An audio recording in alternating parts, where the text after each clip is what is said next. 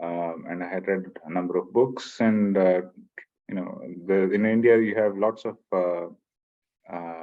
ways and paths available that are well publicized that you can try, but nothing really stuck. I tried several things, and I wasn't really feeling the connection that I was hoping to feel. And then at a point when I kind of sort of gave up and said, let's see, I'll stop looking, and if it comes to me, it comes to me. Literally, like in a few days after I said that to myself. Sorry. So after I said that to myself, I came across Sahaj Yoga, and the very first time that I learned about it, it was just before coming to the US. It really appealed to me. I didn't feel very much. In fact, the cool breeze that others were talking about over the head, on the hands, I wasn't getting it, but I felt very calm inside. So that made me continue. And then I came to the US, and I happened to find someone who was doing this in the same city that I was in Buffalo, New York. And they had been doing it pretty much their whole life. And so he mentored me, and I was able to have nice experiences. Every weekend I would meditate with him. And the first time I meditated actually with him, I felt this nice cool breeze, and I understood, okay, so this is what everybody's talking about. And since then, it's been, then it sort of develops from there. You start to become more sensitive to vibrations, to your own chakras. And there are several times when the meditation is especially deep, where you feel an extra level of calmness and bliss.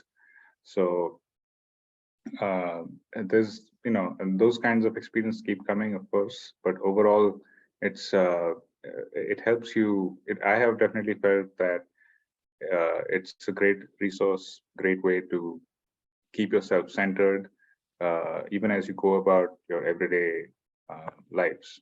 So not just meditation is not just something that happens when you sit down and meditate, but the more you do it, the more that stillness, that silence becomes a part of your being, even as you're talking to others, working, and so on. And people will notice it around you. So, and some of you, I think, may have had similar experiences too already. So please feel free to share what you've experienced so far.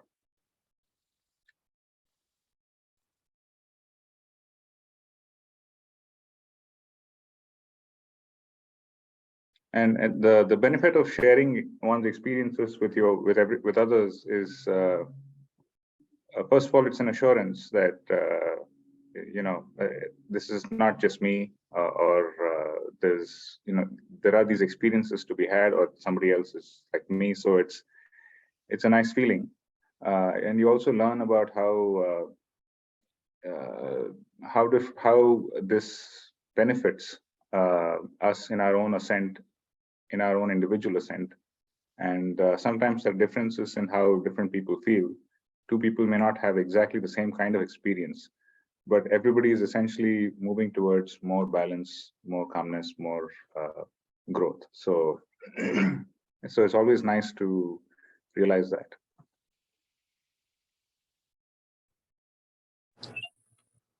Hi, my name is Sharon. I'm from Florida. Hi, Sharon. How are you? I'm good. How are you? Good, thank you. So you were exactly right with your last statements. For me, it's when I don't practice Sahaja Yoga, I feel off balance with my feelings, my emotions. I can tell that I get angry more easily or sad. And so then I know I have to get back into practicing. And it really does help me feel balanced in my emotions. Oh, wonderful. Yes. Thank you. Thank you for sharing, Sharon. You're welcome. Thank you for being here. You're welcome. Yeah. Hi, good morning. This is Mati. Hi, Mati. Good to see you. Good to see you too, Sudeep. Thank you so much for hosting, and Rahul, and everyone. I started Sahaja Yoga when the COVID struck, and a friend turned me on to the Zoom sessions. I had no idea. And I think, as I have expressed here before, that I have been throughout my whole life, well, since I was, an adult, engaged in guru this, guru that. That's the best way I can put it. Okay. But in an intellectual and less practicing. I didn't really stuck with any meditation. I did a little bit. And of course that doesn't work. So I was blessed to find Sahaja Yoga on Zoom, accessible, and it became a regular practice for the first time in my life. And it made just perfect sense, and it just sat with me very well. So it's been 2 years. And what I've noticed is, of course, the silence, of course. The silence means everything to me. I understand what it means, not completely enlightened, but I wouldn't presume to be that. But the silence has meant a lot to me in terms of finding something deep within me that I was seeking all my life, something very meaningful. My spirit, I guess, and the all-pervading spirit, because I became a Catholic somewhere along the line. And although I honor that, but this really just hit home. This brought it all together to a meaningful way in my life. And I've noticed that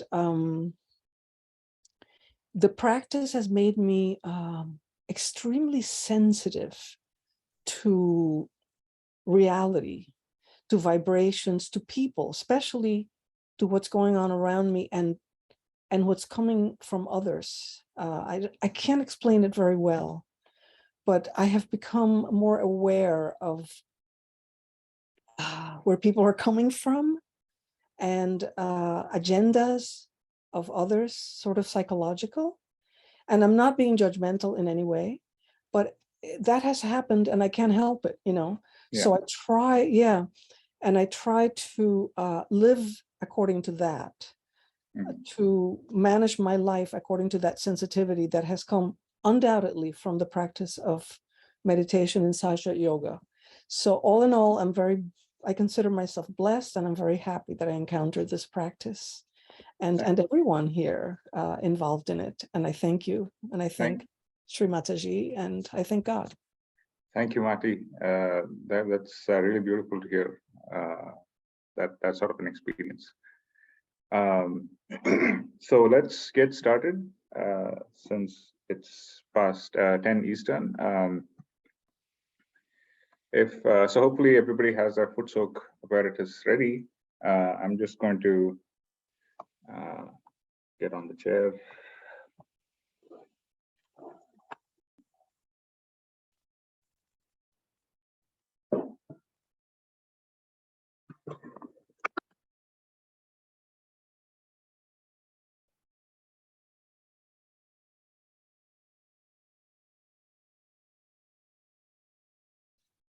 So if you haven't yet, please put the salt inside into the water.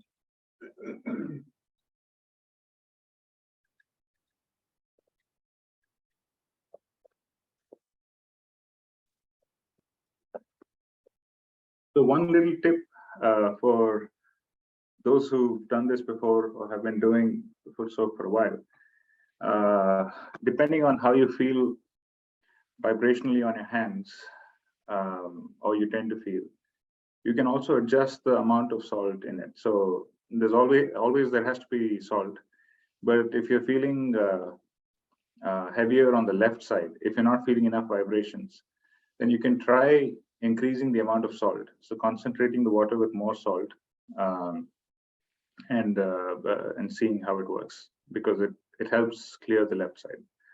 So just a little something that I learned recently that I wanted to share. So let's sit with our back straight.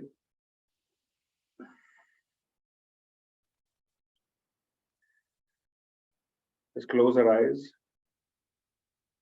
Bring our attention inside.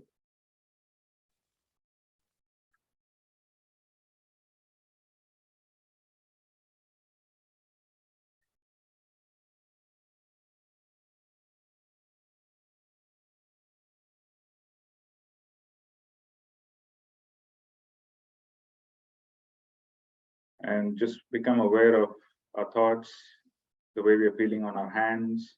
You can even bring your hand over your head to see how we feel at the beginning.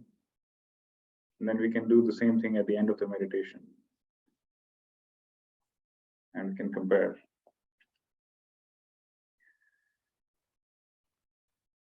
All right, now let's take our attention.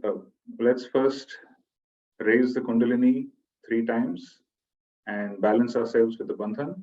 So again, if you're seeing this for the first time, we raise the central energy, the Kundalini, by we use our hands to guide the movement of the energy. So the left hand just comes up like this, and the right hand moves around it, wrapping around like this. And we bring it up and tie a knot over the head to establish the energy in our 7th center. So let's do this 3 times. So the first time we tie 1 knot. The second time, we do the same thing, but tie 2 knots.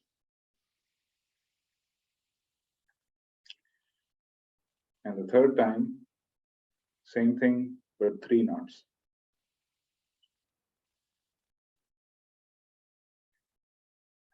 And now we'll balance each of the 7 chakras by bringing the energy of the left to the right and the right to the left. So bring the right hand near the left hip and raise the energy, arch it over your head, bring it all the way down to the right. And then back the same way, raise the energy of the right all the way down to the left. This is for the first center. We'll do the same thing for the remaining 6 chakras.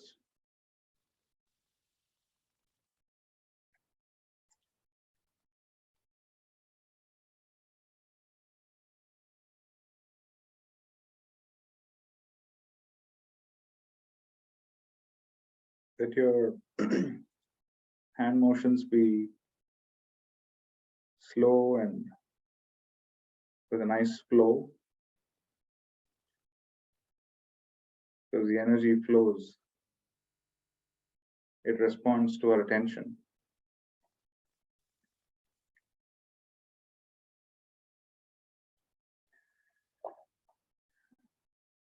Now let's keep our attention at the top of our head, where the Kundalini connects with the all-pervading power.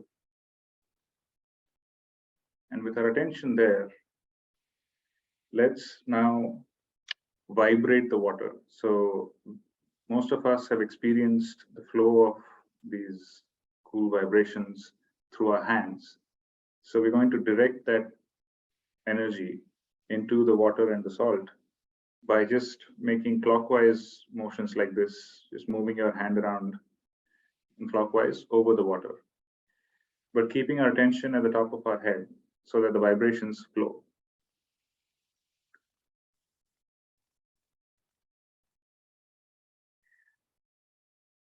Let's humbly invite the qualities of the sea, the ocean, into this Footsoak.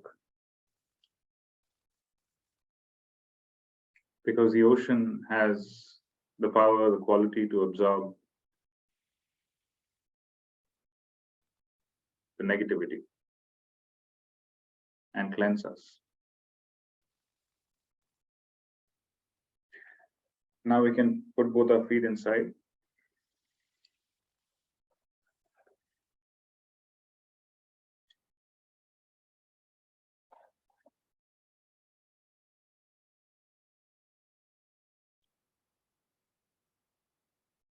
It's always important to be in that state of thoughtlessness by keeping our attention at the top of our head. At any point, if you feel your thoughts coming, your mind drifting, you can just bring that attention back.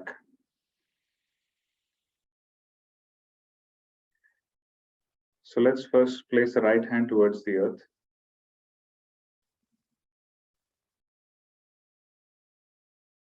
just let it hang by your side.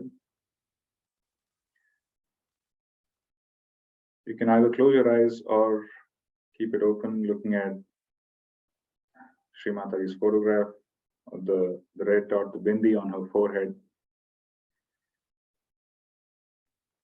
to keep your attention focused. The earth element has the power to absorb, to clear us, just like the ocean. It is particularly helpful in helping clear out the left energy channel, which is the side of emotion, the side of the past, the side of desire, the side of the subconscious. So let's feel that connection with Mother Earth in our heart.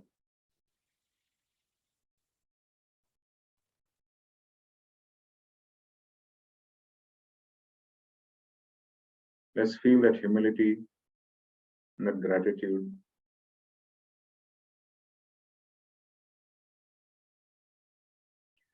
And pray, Mother, please help clear out my left energy channel.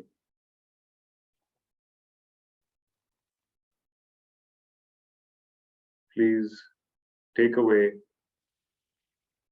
any undue influences from the past.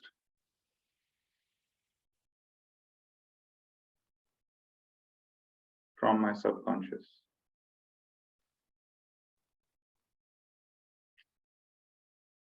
Let my emotion, my seeking be purified.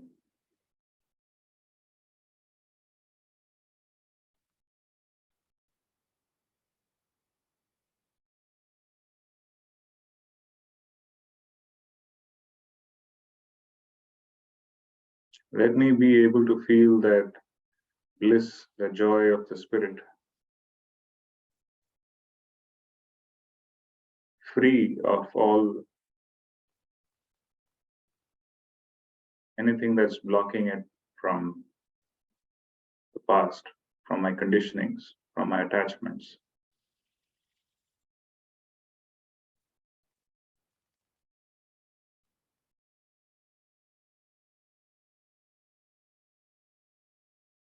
I surrender anything from my past to you.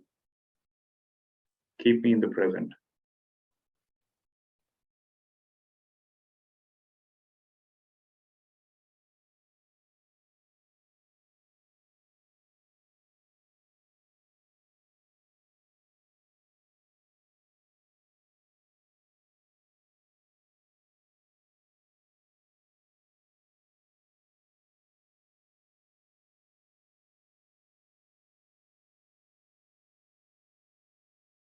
See if you're able to feel a difference on your left hand.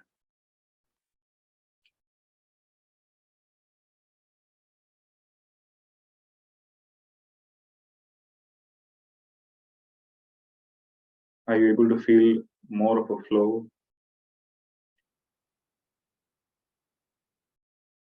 Have you become more aware of the sensations on your left hand?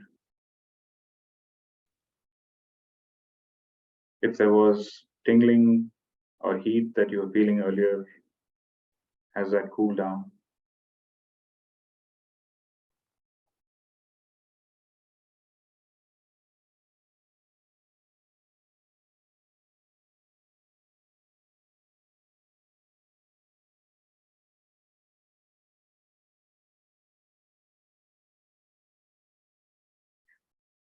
We're not trying to make anything happen.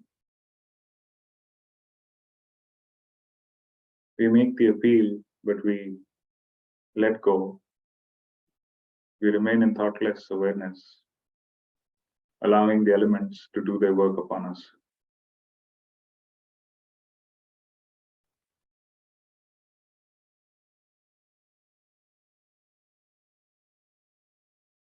We can bring the right hand back on our lap.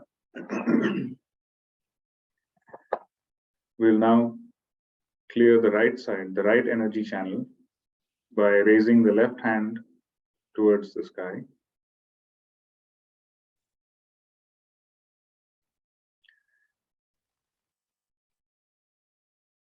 We can appeal to the air and the ether to take away all the heat, the excess heat generated on the right energy channel because of all the thinking, all the planning,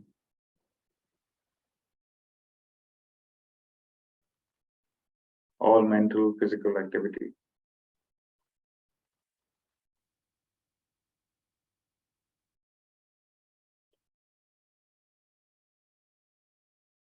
And let the right energy channel be cool down. Let my attention be soothed.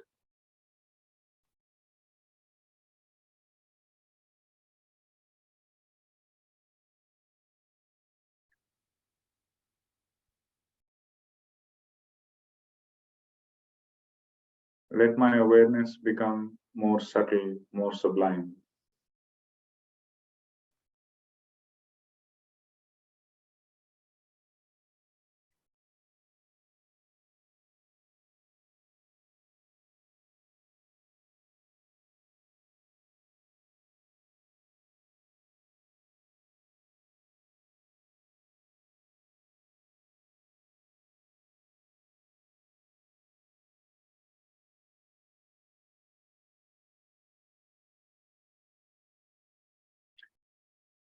Let me not be identified with my thoughts, with my actions.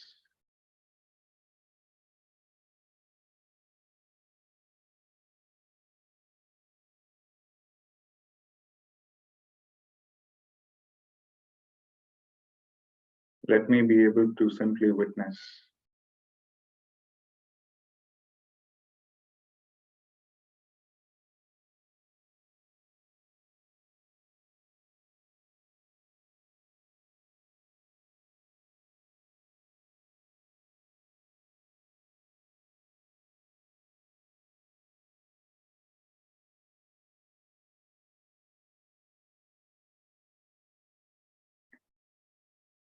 Please reduce that sense of I-ness.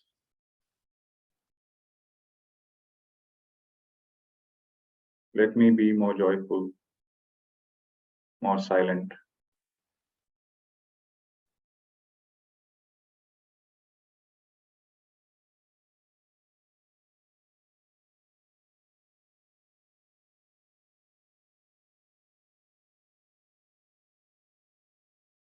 Again, notice the change on the right hand.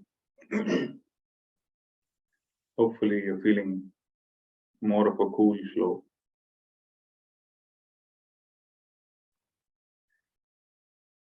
You can bring the left hand down.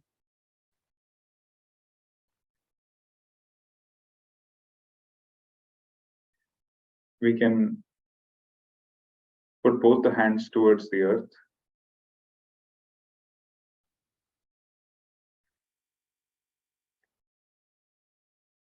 And appeal to Mother Earth. Mother, please remove any remaining heat or any blockages, imbalances.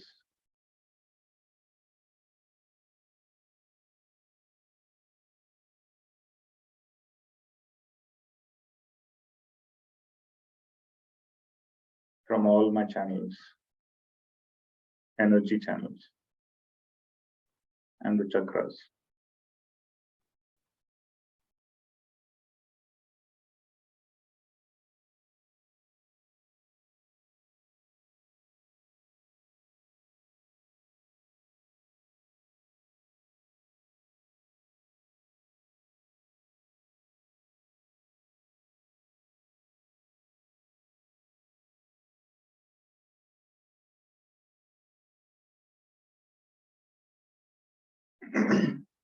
You can bring your hands back on our lap.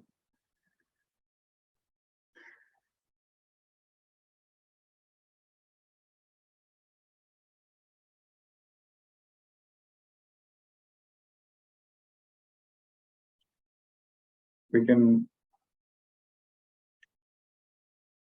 Footsoak is especially helpful for clearing the lower chakras,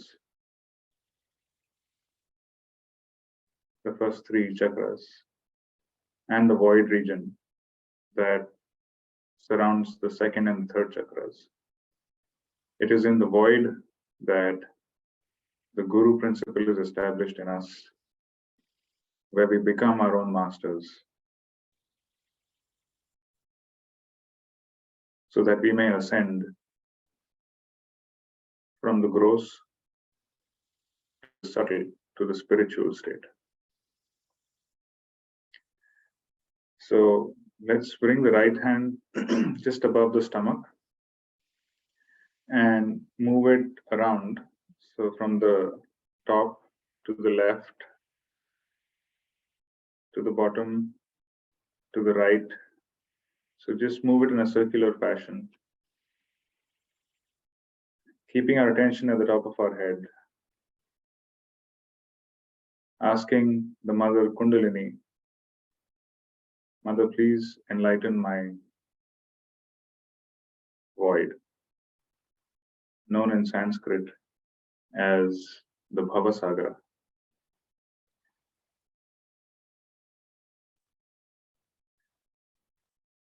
Please enlighten my Guru principle. Please remove any falsehood, any false knowledge that may have entered or influenced.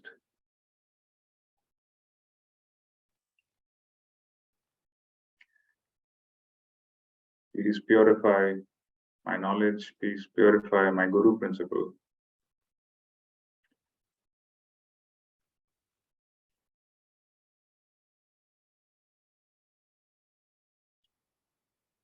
I am my own master. I am my own Guru.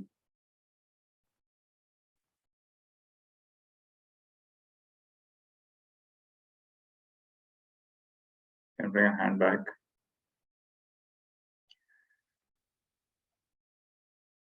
Can continue to meditate for another couple of minutes with the Footsoak. You may even feel that clearing. You may feel that discharge from your feet. Sometimes as the channels, as chakras are clearing out, you can feel some heat escaping from your feet into the water.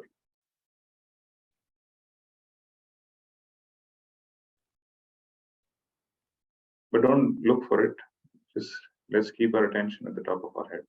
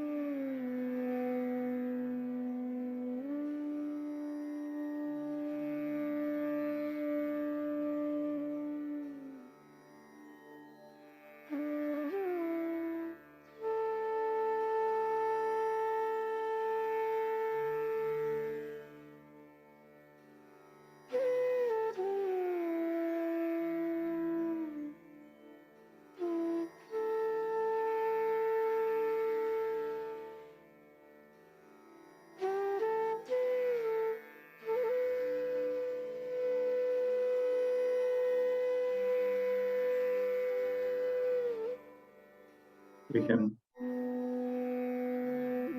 conclude the Footsoak part of this session today by taking each foot out one by one and rinsing it off, and don't put the feet back in the water.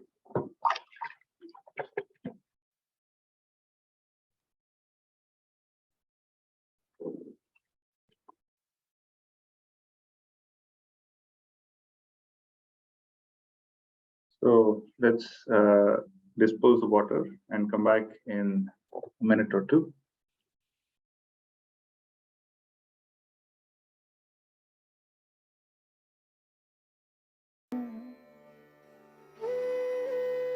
If you're doing it for the first time, please dispose the water in the toilet, flush it, and let's come back.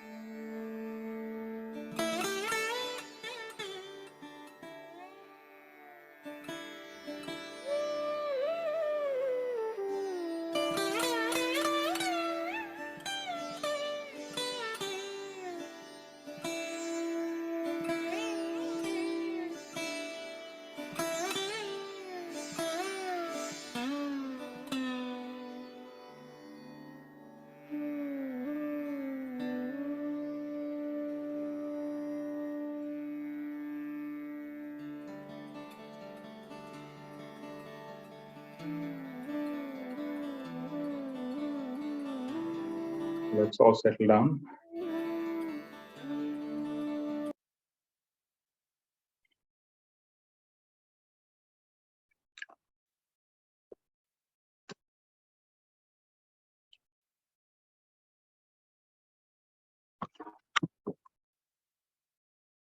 We will continue meditating.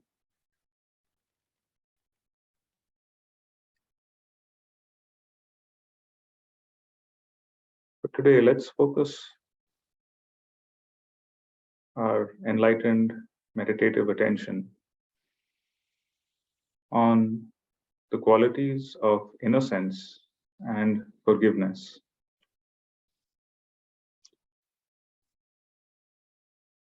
These are two very, very important qualities required for ascent, for our growth, to establish the state of self-realization and to go deeper than that.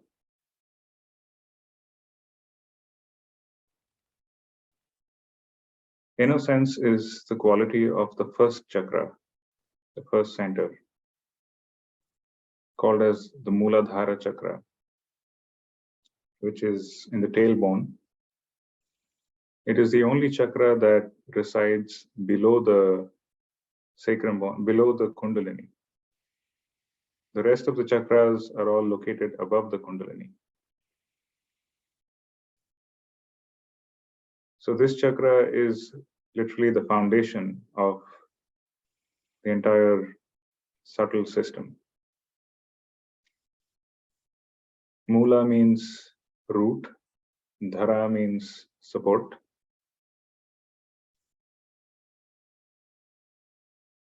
and this chakra, it has 4 petals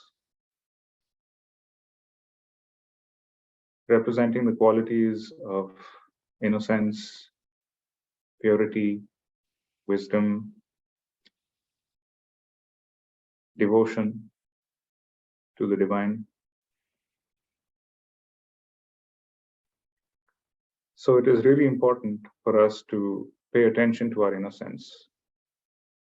It is something that we are born with, but gets clouded as we grow older, but it never really goes away. Depending on how aware you are, where you take your attention, you can always bring back that innocence. You can always be innocent and childlike. It is only when we are innocent that we can feel that true joy, beyond just happiness and excitement and all other emotions.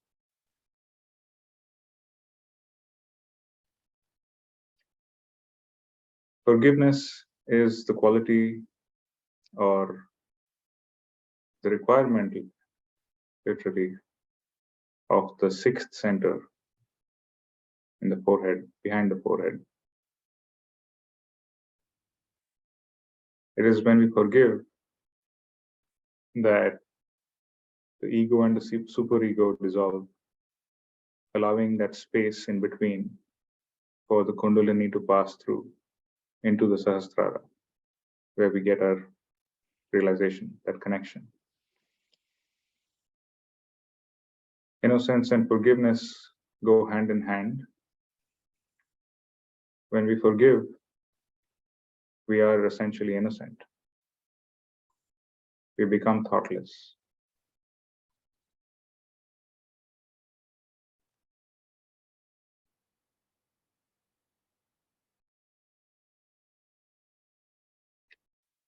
The natural element that is associated with the first chakra is the earth.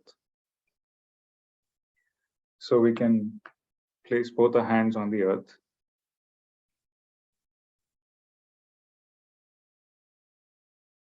Can first take our attention to the top of our head.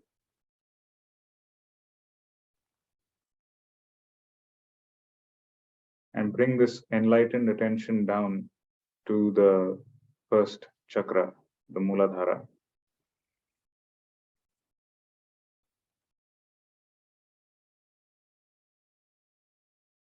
And here we say, let me be innocent.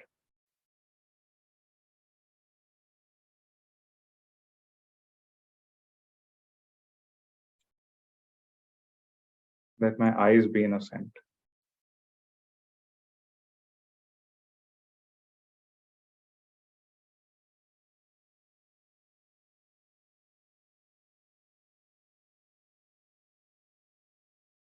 Be innocent.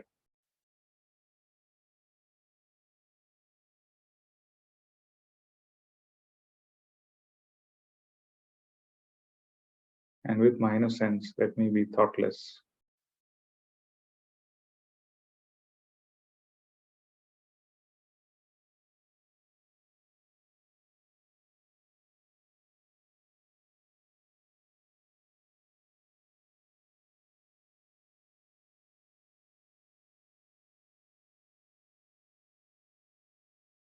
Innocence pervades all the qualities of all the chakras.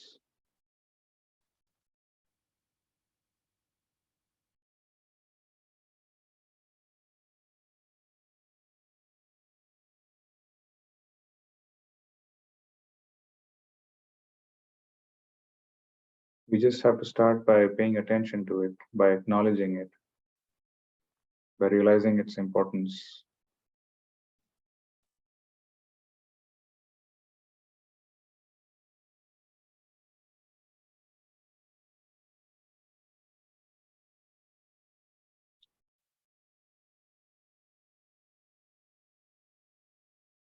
And when we are innocent and we act with innocence, we express it as chastity. We become chaste.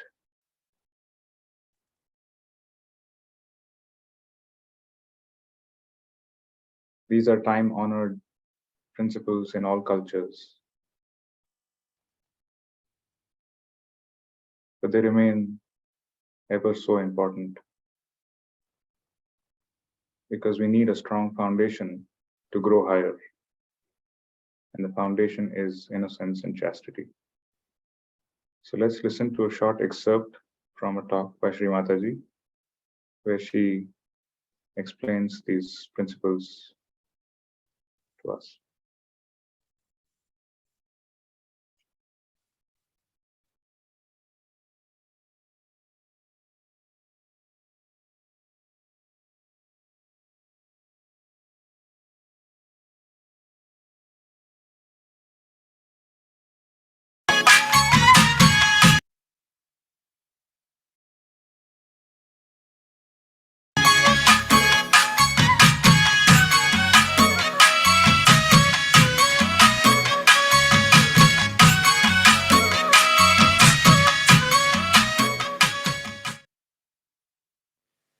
Now, Vishnu Maya's power is very important to understand because mother power is to protect your innocence, because that is the most important.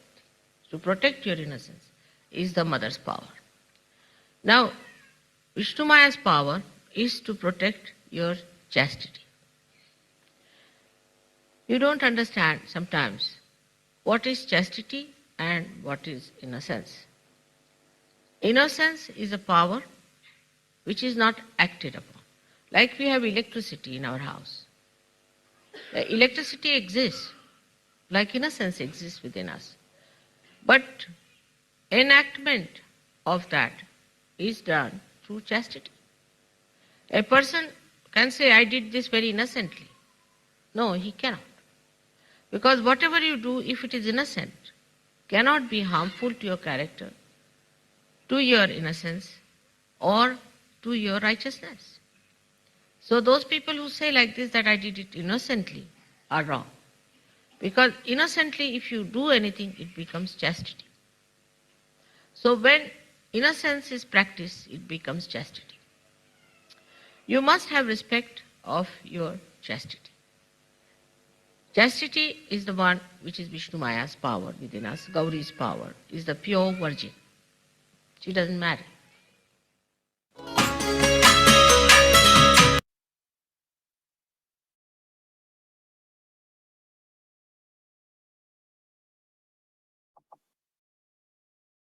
We'll listen to another excerpt where Sri Mataji talks about the importance of attention and how we can use it to keep ourselves pure, innocent.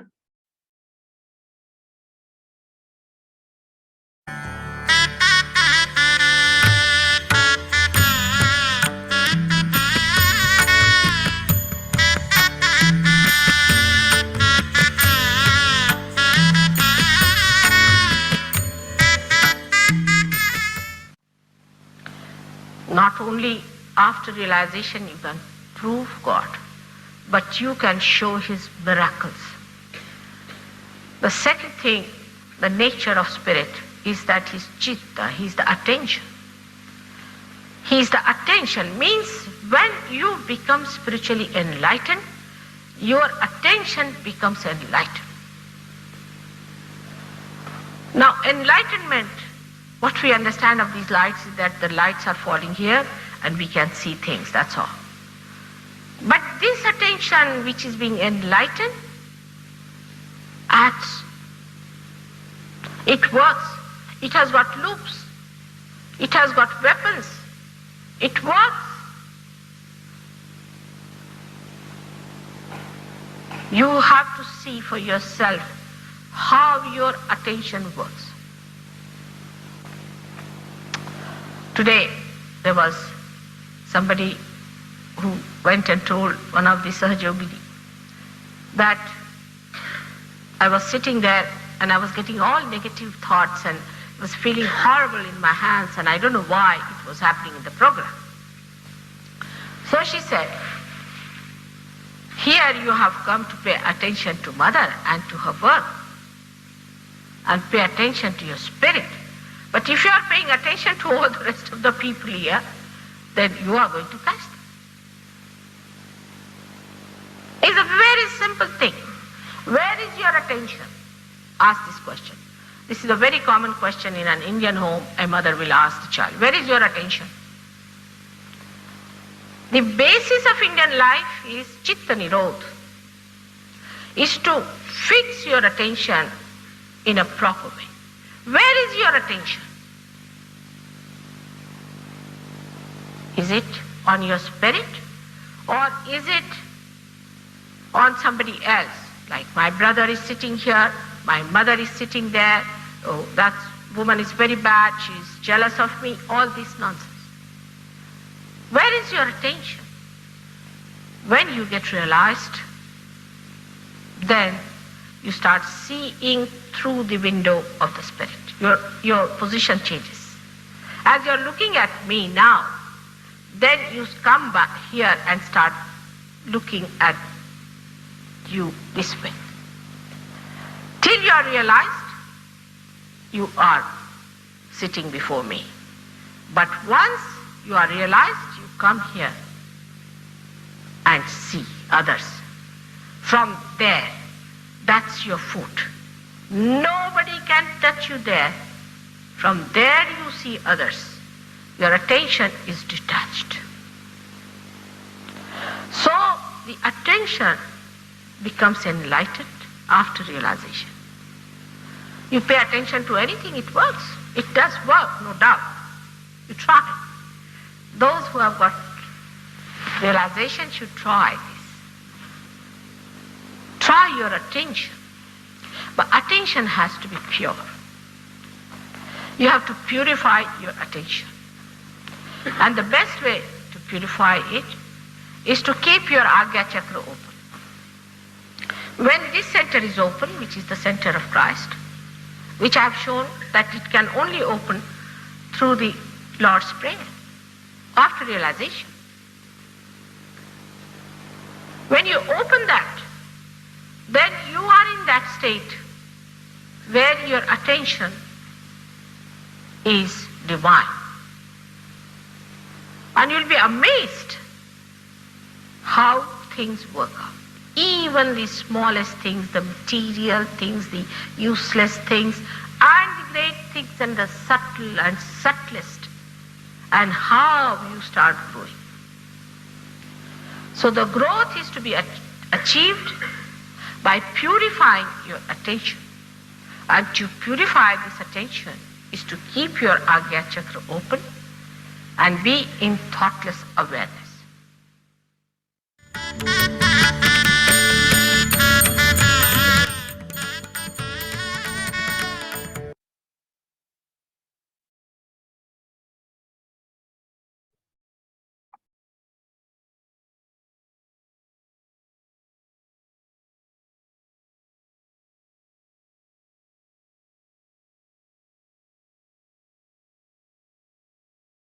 So the Agni Chakra, the sixth center, as I mentioned earlier, plays an important role in our state of thoughtless awareness. Sri Mataji just explained that. And the mantra for this is very simple: to just forgive. We forgive ourselves, we forgive every thought. And by forgiving, we are not doing anything to anybody else. We're just making ourselves free. making ourselves free of any burden.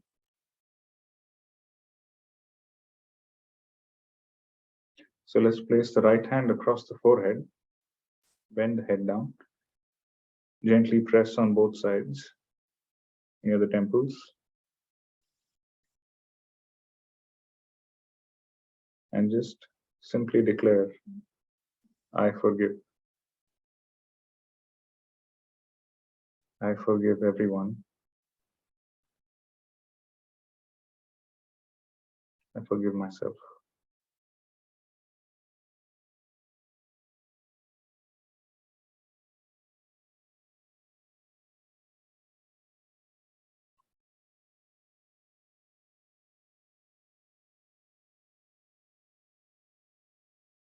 Let me become thoughtless.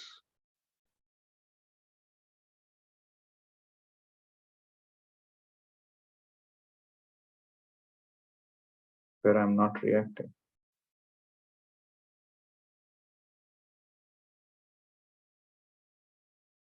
I forgive. You can place the hand behind the head, tilt the head backwards.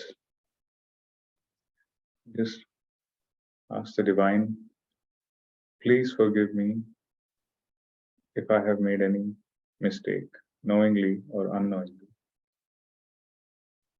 Please forgive me. We do not try to explain, defend, justify. We simply surrender and ask for forgiveness.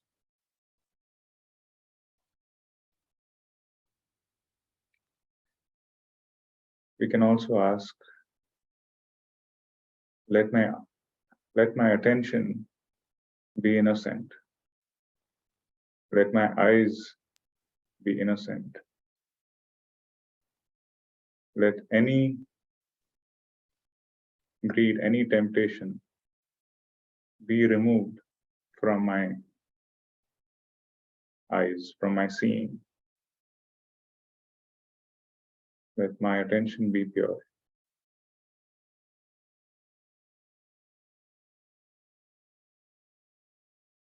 May be thoughtless.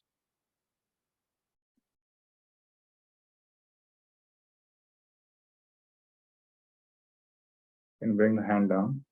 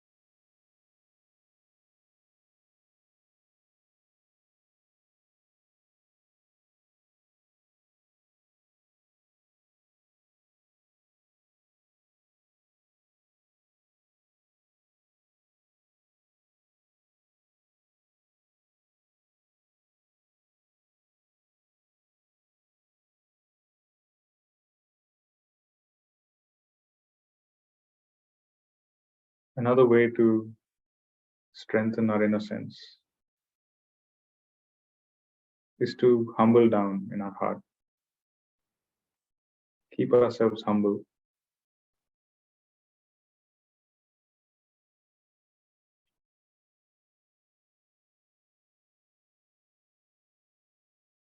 Let us not be eager to show others that we know something.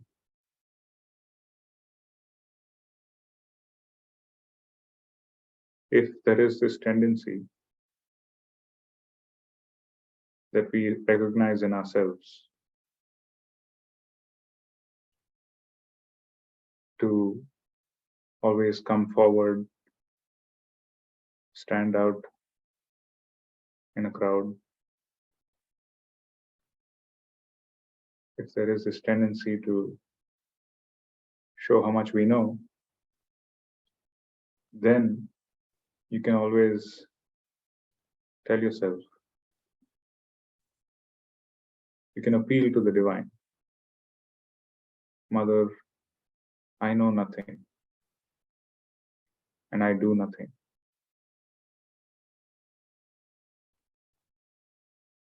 What I know is insignificant to the absolute truth.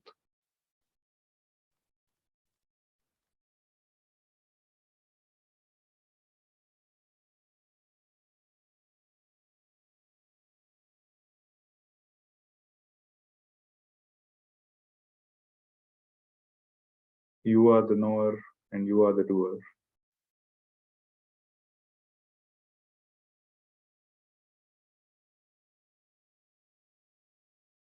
And you are the knowledge.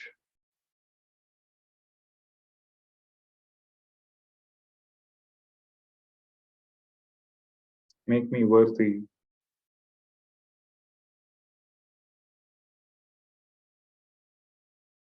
to be one with that truth.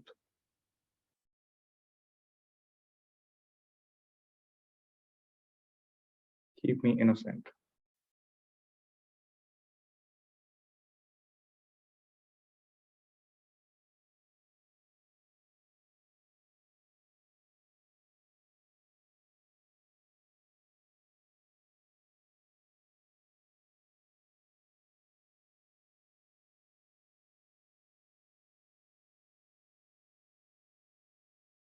It is when we stop paying so much attention to just our own individual self, what we know, what we want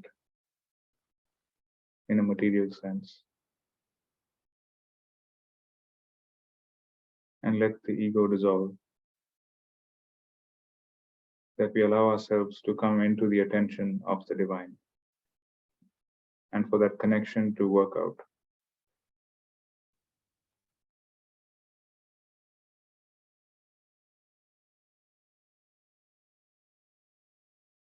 So let us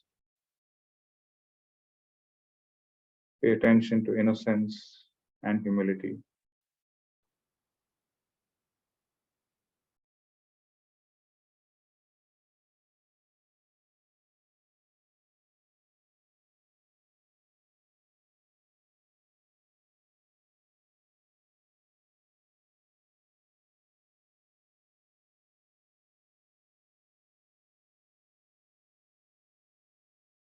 Even as we grow, even as we learn more,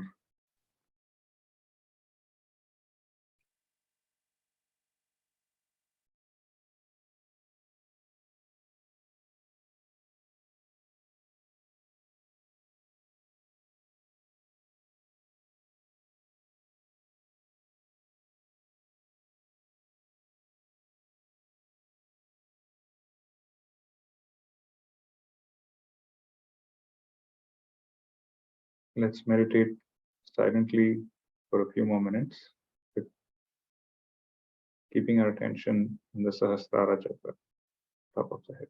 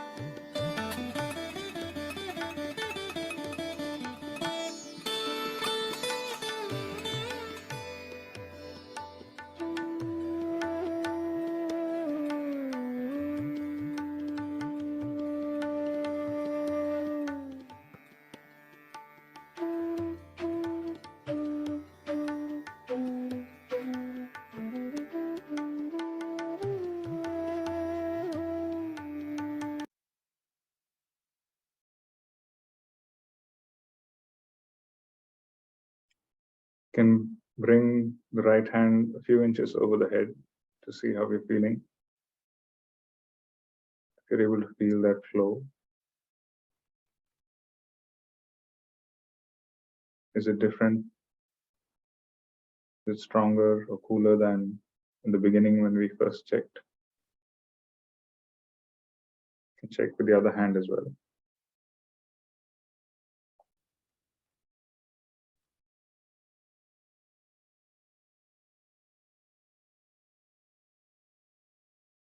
Now we can conclude meditation for today, for this session, by once again raising the Kundalini 3 times and balancing ourselves with 7 bandhans.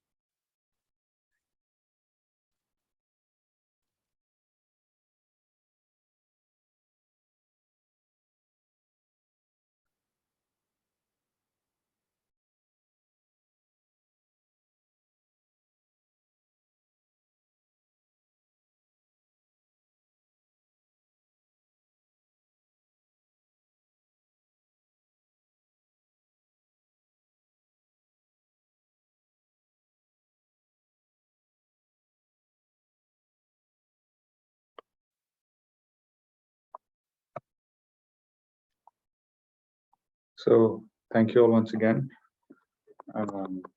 for joining today. I hope you had a meditative experience. And please feel free to share any questions or your experience with us, if you would like.